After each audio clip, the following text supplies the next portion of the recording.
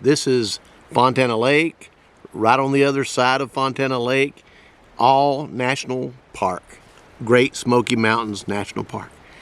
Some of the most beautiful area here in the world. And it also has a lot of history in it in regards to what we call the Cherokee Indian tribe or Cherokee Indian Nation. And where I have my farm is between the Cherokee Reservation and what we call Snowbird Reservation. Both of them are part of the Eastern Cherokee band of Native American people. And so not just here, but also in North Georgia, where I'm from. This is Western North Carolina, but from North Georgia, and also in places in Tennessee, Kentucky, Virginia, South Carolina, and so on. The Cherokee covered a fairly large territory, and not just Cherokee, but you had the Creek Indians, you had a lot of other different Indian, or what we call Native American tribes or nations throughout the United States, hundreds actually. But here on the East Coast, the Cherokee Nation is and was probably one of the strongest. The myth says that the Native Americans would bend a tree over and cause it to grow that way to point directions toward a source of water. And interestingly, I've done a lot of exploration on the other side of the lake here for many years, for about 3 decades actually, and take a boat to the other side and hike extensive periods of time off the trail, not according to a trail. And I have found so many of these type of trees that aim directly to a source of water. Now, there's a debate out there. The debate is, everyone says that because the Trail of Tears took place in the 1830s, that any of the trees that are bent like that today could not have come from the Native Americans because they were escorted out of here during the Trail of Tears.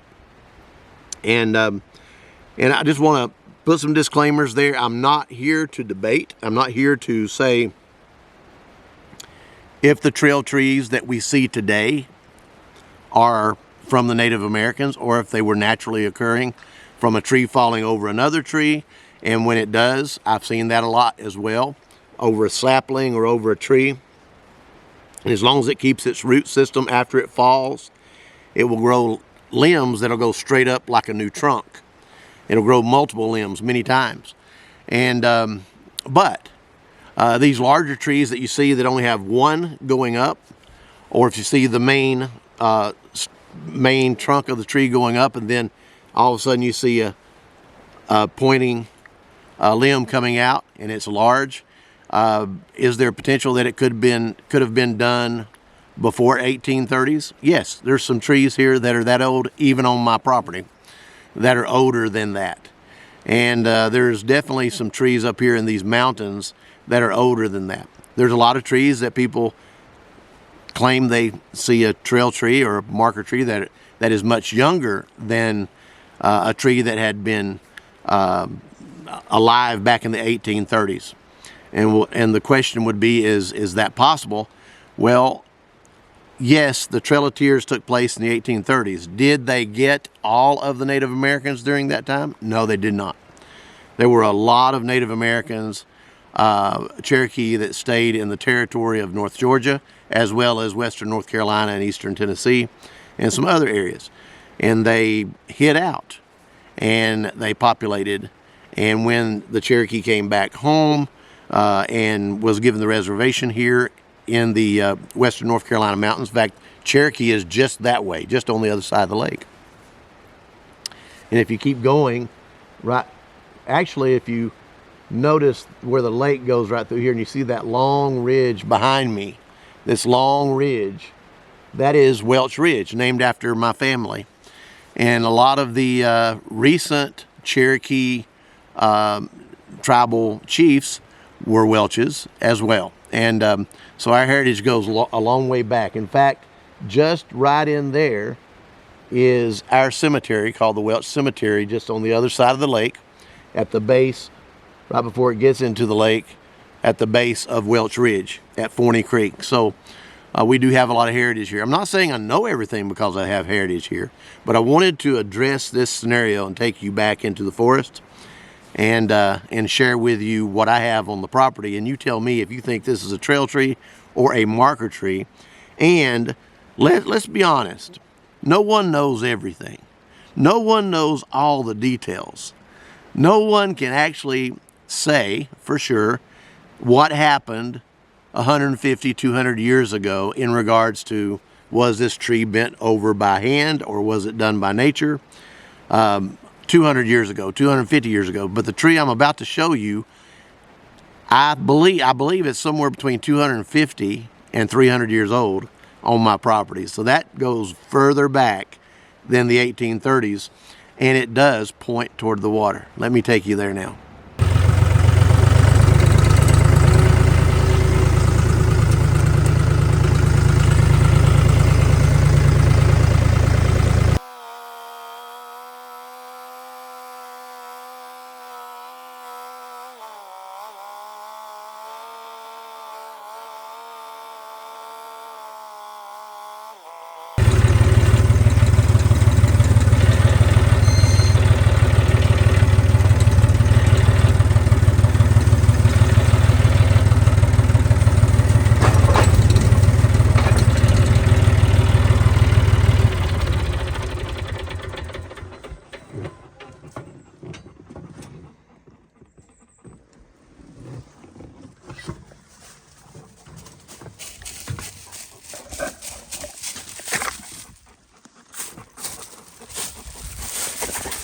I know. I want to show you something right down here that, in my opinion, is what many call a Indian or a Native American trail tree, but it may not be.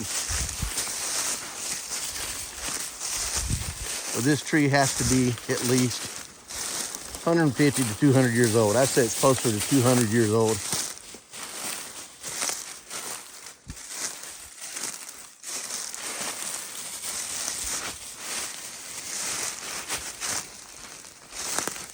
I had some people debating whether they even existed or not, because they believe all the Cherokee were moved out of their territory back in the 1830s, 1840s, but a lot of them were left behind.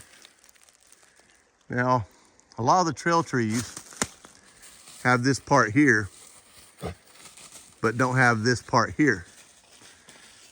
And the old debate is a tree will fall on another tree and it'll bend it over, then a limb will come up and it'll create a shape of a tree like this. But this particular one still has this one here. This was not a tree that was bent over. This was a tree that originally, it looked like the limb went that way and they cut it off and let a limb go up from it, which tells me this was not a natural occurrence, because that limb is as big as the upright here. And to give you a little bit of a scale of how big this tree is, now this is on my farm. You can see houses about a mile away back in the distance there. But this is not zoomed in at all. I have a lot of mountain view here. This is up one of my gaps. There's a ravine up through here, and I have a spring going down this gap. And this is pointing straight down into the area where I have a lot of water. In fact, I have over 6.2 million gallons of water in my private lake that all that runs into. I want you to look at the base of this tree. Give you a little bit of a scale here. I brought a tape. Now keep in mind, these oak trees that are about, I'd say about 17, 18 inches thick have been ringing out about 160 years old. Down here at the base of this tree, if I go over here to the edge of it, and I go over here, 37 inches is not even as wide as this tree is at the base. Hold on.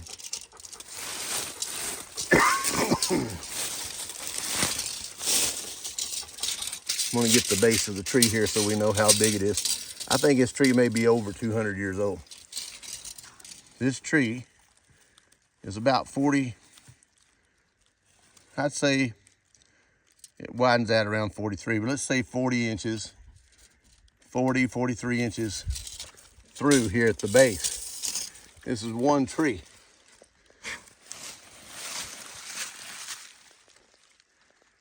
That wing that comes out right there years ago was probably a lot lower. But that section there, where it comes off of the main tree, is about 2 foot through. So that even that limb is 2 foot more, 2 foot or more from here to here. This is a massive tree. So if it's 2 foot thick here, that limb alone right there would have been at least 200 years old. Down here at the base, where you can see from here all the way around to here, close to 4 foot through at the base. This oak, well over 200 years old. So those people that say that the trail trees don't exist and that every one of them are from active nature, how do you describe this one? Perfect saddle tree. You want to see the size of the tree. This is the narrower end. This is my full-grown lab dog. See that? Back up to where I can get the whole tree. This tree is huge. The debate is, did it happen before the Trail of Tears, or did some of them even happen after the Trail of Tears? And I heard some people debate, well, they'd have to be a sapling. You know, well, yeah, that's when you bend them over, is when they're a sapling. You don't bend them over when they're this big. This is a big tree. So, welcome to what I call our trail tree. Whether or not this is a trail tree or not, I'm not here to debate about it. Big tree. Big tree. So, yeah, isn't that amazing? Oh, and by the way, take a look at this. This is old barbed wire that goes through here. Old barbed wire. And it goes through that small piece that's dead. That piece is dead there. It comes up off of the bottom here. But you can see the barbed wire here. Here's where the end piece of the barbed wire is, where it rusted through. Here's this piece here, keeps going.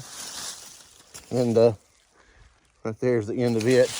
And this is probably the old locust post that it was stuck to right here years ago.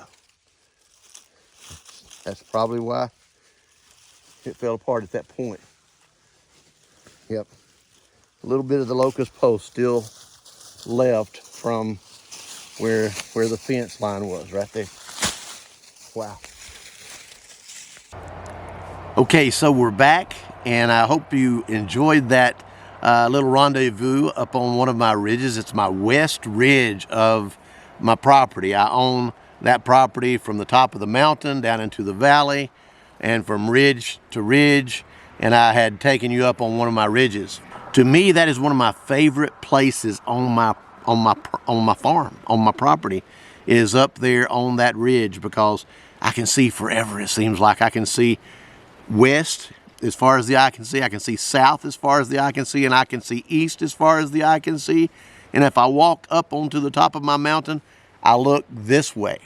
So my property is that way toward you, and this is the way that I have the view from the top of my mountain, just exactly what you see behind me, except from higher up. I'm actually further down on this side of my mountain. A trail tree or a marker tree, Indian tree, pointing tree, saddle tree, whatever you might want to call it. I know that my tree that I have here on the property, I'm going to call it my saddle tree or my pointing or marker tree, and I'm going to claim that it's authentic. At the same time, do I have proof of that? No, I don't. I was not back in those times to watch someone do such a thing. However, some of the people who want to debate this scenario, they also want to say, no, there's just no way. There's just no way. Listen, folks, let's be honest. Unless you were there, you don't know. Unless you were in those times and watched something happen, the things that have been manipulated as far as nature is concerned, such as the growth of a tree or a tree being bent down, you or I, neither one, but neither I nor anyone else can actually clarify or know. So, clarification here in regards to trail trees, marker trees, pointer trees, Indian trees, saddle trees, whatever you want to call it. The whole thing here is based on what? Opinion. Scenarios, assumptions. Theory is theory.